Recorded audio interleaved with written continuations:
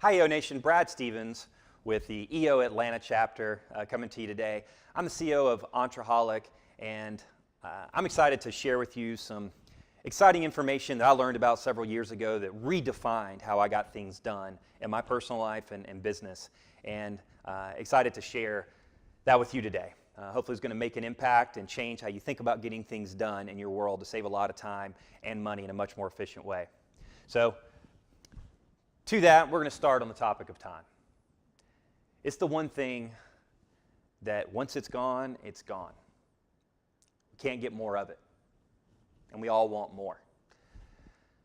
To build our businesses, to spend time with our family, with our friends, our passions, and our hobbies. I know my wife and I, we have a little 8-month-old at home right now, and now more than ever, that's where I want to spend all the extra time that I can possibly pull together.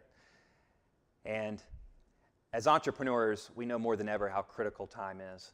Time to build our businesses, which can take 14, 15 hours a day, it feels like sometimes working, but still be able to maintain that balance and then spend it with our family and our friends and our loved ones.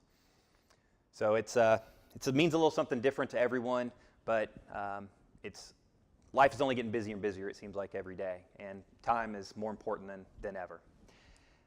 And the other is money. Very common topic we're all aware of. It's the other scarce resource that we're all trying to make stretch as far as possible, and we're wanting more of from a revenue standpoint in our businesses and also in our personal lives. And you know, the individuals I've come across in life that have been very successful both personally and professionally have really been able to grasp the concept of leverage. Leveraging both time and money and resources, getting the absolute most from each of these different things. And really it's being efficient, because leverage really translates to growth and being able to take the resources around you, including time and money, and get the most from them. So as that translates into kind of the business journey that a lot of us experiences, and how does leverage play into that is, you know, as companies during the startup phase, you know, we experience that up and down and left and right? Trying to figure out product market fit, trying to figure out the right price points, customers, staffing, cash flow, getting our WordPress websites to work.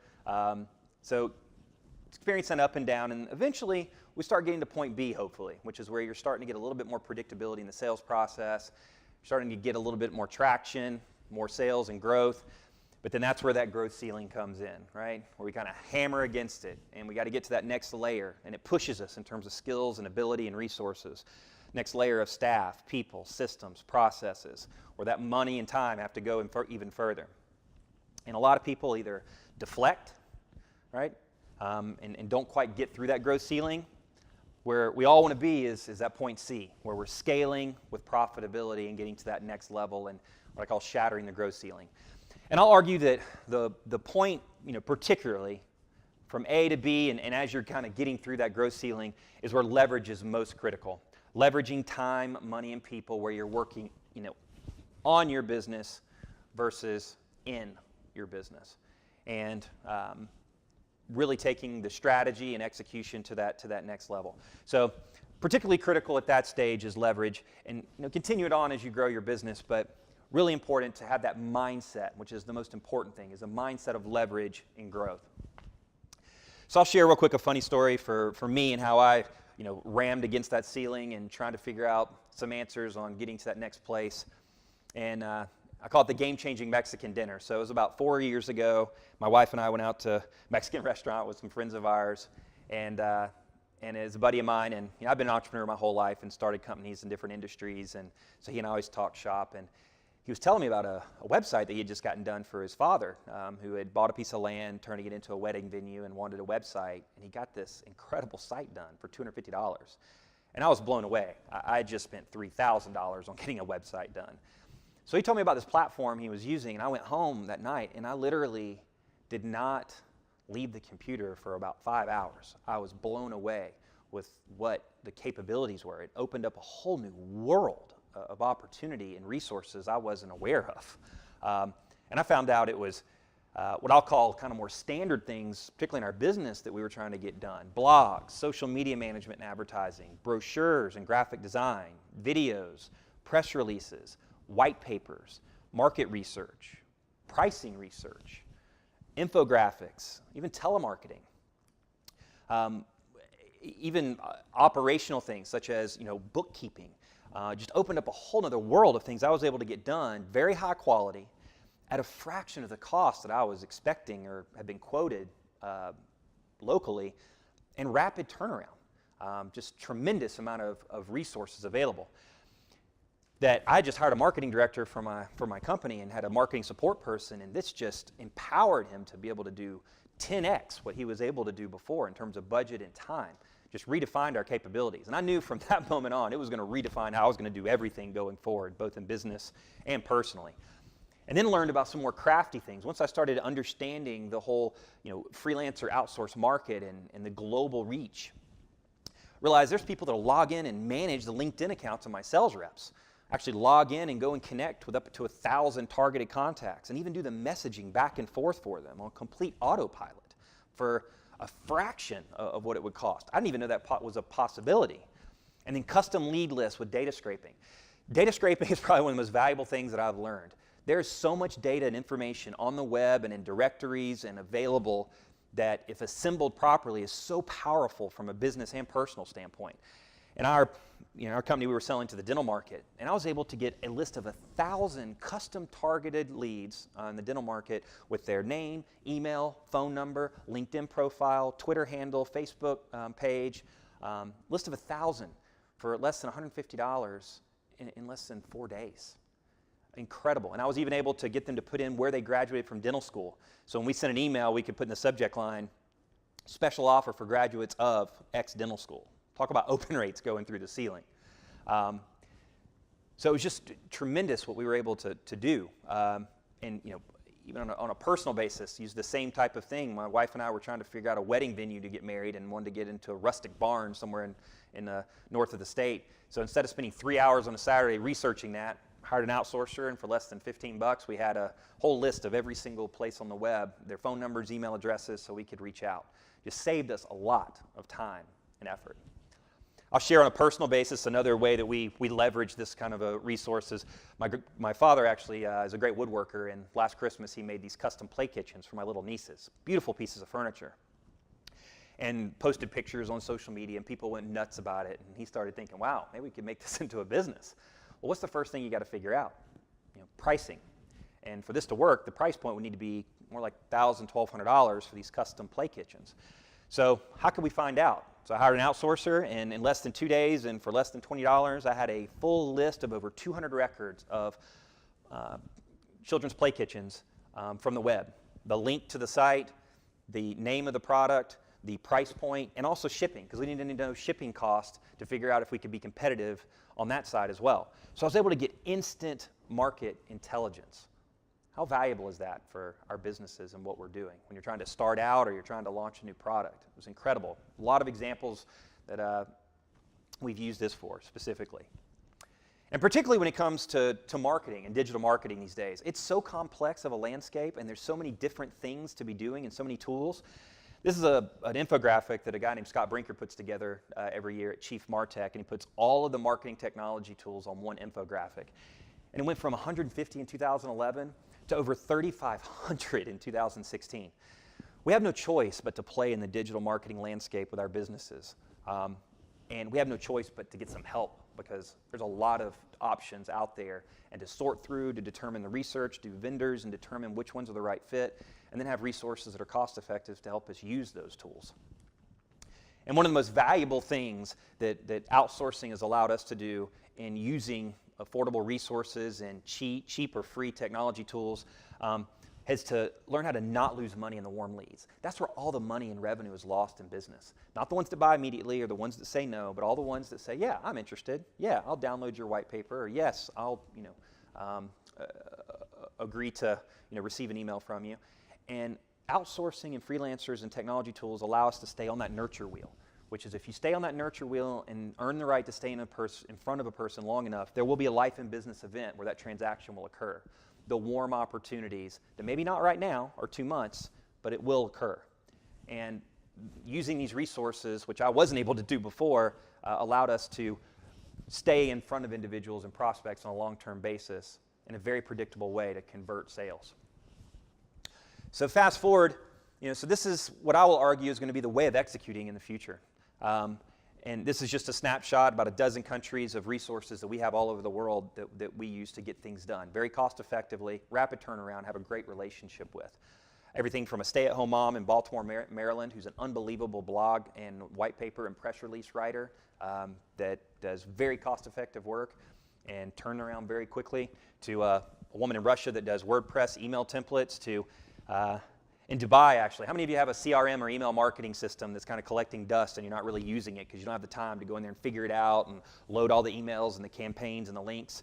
Found a team that logs in and does all of that for us very, very cost effectively.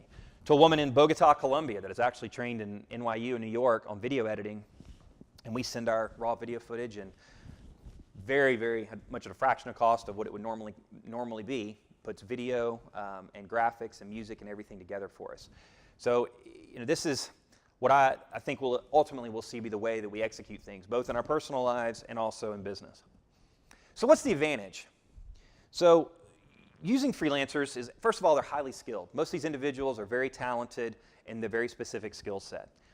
And on that, there's specific subject matter that they're very good at. They're very good at what they do and are able to turn it around very, very quickly, right? So if it's content writing on a unique subject matter, such as pest control, there's someone that can write on that who's got experience on it very cost effectively that's out there in the market. Task focused, right? There's not this extra fluff that you have to deal with. It's get X done, produce it, turn it around, and get a quality, seamless experience. Low overhead. Most of these individuals work from home. They don't have a high overhead expense. So you're able to get very cost-effective rates from these individuals at very quality experience. And a lot of them have been trained at corporate. They just no longer want to stay in that path. They're flexible. If you got to have work done, many times with freelancers, because they don't get paid unless they're getting work done, through the weekend they'll get content produced or get a video edit done as needed. So very flexible in work hours, and fast. Rapid, quick turnaround and timing. So at any given time, we may have a dozen people doing different things, and we're getting rapid turnaround on the work. And one of the biggest things, and while I argue this is the new way of getting things done, is because it's variable cost. As business owners, we love variable cost, right? So that you can switch it on, switch it off as needed on demand, whether it's telemarketing or social media management or graphic design or even your bookkeeping. It's variable and can flip it on and off. So it makes it very manageable, because in our businesses, our revenues are variable. They go up and down, and you need to be able to throttle things up, off and on. You're still going to have staff and full-time staff, obviously, but the support team that you provide them with, you can make variable. So why is the freelancer market growing? You see I have 10 million up here. 10 million is how many people are on just one of the platforms. Upwork is one of the platforms that has a lot of freelancers and provides a structure and a system to match individuals that are searching as well as people that are looking for work. 10 million people globally are on that platform with skills in all kinds of different directions. Secondly is communication technology, right? So communication technology is everything from Skype to Slack, everything in between has changed dramatically. There's a tool I'll tell you about. It's called Jing, J-I-N-G, that allows you to do screen recording and then publish that to a link and email it, so you don't spend hours emailing back and forth or trying to do Skype sessions when you want an edit done on a brochure. So little tools like that make a huge difference on being able to work with people remotely. Rapid skill building. The universities that are online right now for individuals to go from zero to expert in 3D imaging or graphic design editing or SEO are tremendous. So people can build skills very rapidly to service you and charge a very affordable rate. Corporate isn't as stable. The corporate work environment, it's just not what it used to be. You work 50 years, get the gold watch, and retire. It changes, it is in flux. Platforms have improved for quality. So a lot of the platforms that exist out there, and there's dozens of them, to find freelancers have checks and balances, right? They have systems so that whenever they do the work, they get rated immediately. So they are highly incentivized to do great quality work. When you want to hire someone, funds are held in escrow, so they know you're good for it, and they know that you have it to be able to get the work done and released only when you receive what you want. So the platforms have changed. And skills, they actually test and provide ratings for skills as well, so you know exactly the type of individual that you're hiring. And then demand increase. I mean, that's the other big reason it's growing. As I mentioned, business owners love variable expense, and the demand, when people see the quality of work that they're getting and it's cost effective, you're seeing a growth in the demand. There's actually a study that was done by Upwork, which is one of the platforms, called Freelancing in America, actually 2016. And just in the US alone, you see the growth. 2016, 55 million, or 1/3 of the workforce is freelance working. In 2015 alone, over $1 trillion in earnings just from the freelance market. So it's heading in a growth direction. It's even projected, I think by some numbers, that even by 2020, upwards of 50 to 60% of our workforce will be freelance or contract workers. And this is just in the US alone. In other countries, it's even greater, especially doing work outside. I'll share a couple other stats. 63% of freelancers said they started more by choice than necessity. All right? And this is still from that Upwork Freelancing in America report. So there's a desire of pursuing it. They weren't laid off, but they chose to do freelancing. 79% said freelancing is better than working a traditional job, which is hard to argue in some cases. Depending on the culture environment they come from, it can definitely be much more desirable. Over 50% who left a traditional job said they make more now and would not go back no matter how much they were offered. That shows you how much of a demand and growth there is in this channel. So I conjecture that at the end of the day, they expressed some concerns in that study as well about income predictability and benefits, health insurance and retirement and so forth, and 401ks. But that's being overshadowed by freedom, earning potential, and flexibility. So as we kind of conclude here, I love this quote that I heard on a podcast the other day by Ned Hallowell, that entrepreneurs have Ferrari minds with bicycle brakes, right? So we're always going 1,000 miles an hour and always got a new idea, and don't pump the brakes sometimes to embrace some things to really work on our business sometimes. So applaud you for taking time to look at this concept and new approach of how to get things done in your business. And maybe you've already explored some of these channels, and maybe this just gave you some insights on some new things that you could pursue. So I know in a presentation you always kind of talk about your X, which is the place that you want to get your audience to by the end of your presentation. And for me, I'm just hoping that it kind of helped you embrace the mindset of leverage. No matter where you are in your business, if or I know $20 million businesses that are still trying to get leverage kind of figured out or greater, or startup stage, wherever you may be, but embracing that concept of leverage, and particularly time and money. How to get things done more cost effectively in your business, some crafty techniques to help out in getting things done in your personal life, and most of all, just to help you save time. And so you can spend that time on the things that you're most passionate about, not only your business, but having that balance with your family, your friends, and your passions. So thank you very much for your time today. Again, Brad Stevens with Entreholic and the EO Atlanta chapter. Been a pleasure, and thank you for the opportunity.